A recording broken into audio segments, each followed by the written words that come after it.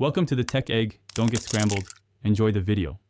In this video, I will explain how to fix your Ford Fiesta key. First, let's tackle a common issue, a dead battery. Carefully open your key fob using a small flathead screwdriver. You'll see the old battery inside. Make sure to note its orientation before removing it. Then, simply insert a new CR2032 battery, ensuring the positive side faces upwards. This simple step often resolves many key issues. If your key shell is damaged but the internal electronics are fine, a shell replacement is your solution. Begin by carefully transferring the circuit board and the small transponder chip from your old key into the new shell.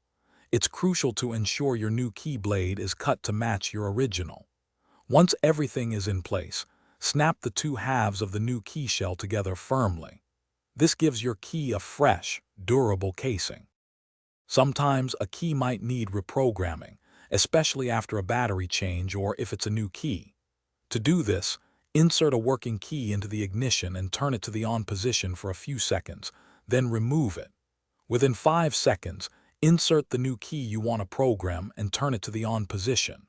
Wait for the security light on your dashboard to flash, which confirms successful programming. This process links the key to your car's immobilizer. After performing any of these fixes, it's essential to test your key thoroughly.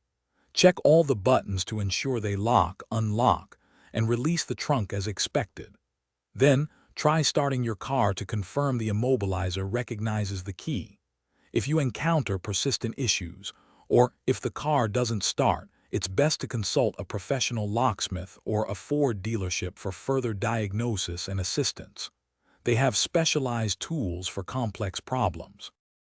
Thanks for watching. Consider subscribing if I helped unscramble your problems.